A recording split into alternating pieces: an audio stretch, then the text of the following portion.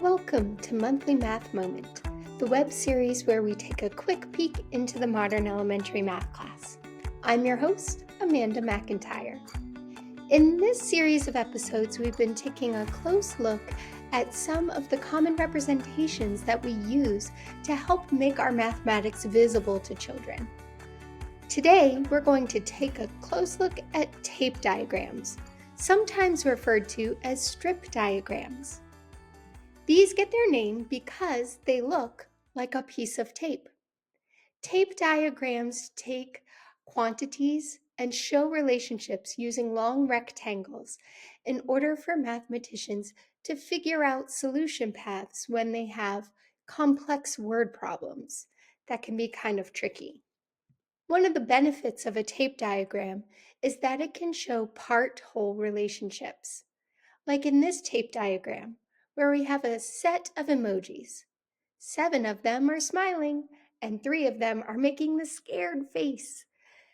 If we want to know how many emojis there are in all, we can see that one part, 7, is much larger than the other part, 3, and that we need to put them together to find the whole strip.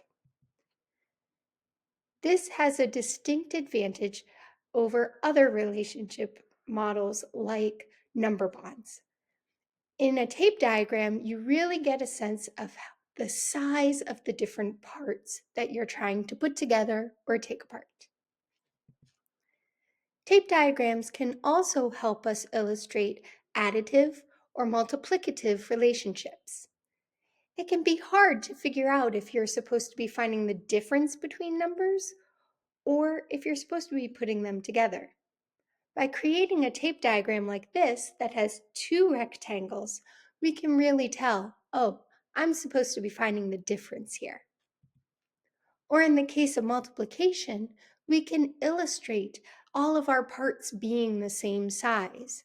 That allows us to break them apart in different ways and put them back together.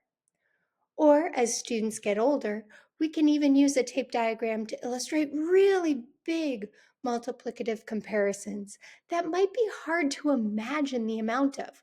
What is 127 times as much as 604? That's a really large number.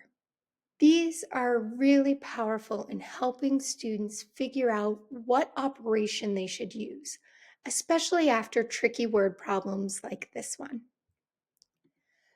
Ben's book is 13 paper clips long. Ben's book is 4 paper clips longer than Kat's book. How long is Kat's book? Let's take a look at how we could use tape diagrams to help us solve this problem. First, I'm going to make a tape diagram of Ben's book. It's going to be a long rectangle that I will label with the information I know. I know that Ben's book is 13 paper clips long. After that, I'm going to need to look back into my problem to figure out, is Kat's book going to be longer than Ben's, or is it going to be shorter? The word longer is there, but that's because Ben's book is longer. So when I go to draw Kat's book, I got to make sure that it's a little shorter than Ben's, so that I can remember that that number should be smaller. Using my tape diagram helps me keep those relationships in my head. The difference between the two books is 4, and I need to find how long Kat's is. By creating a tape diagram, I can quickly see the relationships between the quantities in this problem, and I know I need to subtract to find the answer. So what are some of the benefits of using a tape diagram? Tape diagrams are incredibly flexible. We can use them to show part-total relationships, additive relationships, multiplicative relationships, and it doesn't matter what quantity the fraction is. We introduced these diagrams in first grade, but they are valuable all the way up through algebra. So they have incredible longevity. The same diagram can help students connect to previous learning. So when they're trying to figure out 4 divided by 1/3, and they're not sure why the answer they're getting is bigger than 4, they can see that there are 12 1/3 in 4 simply by drawing a tape diagram. Representations help us make our math visible.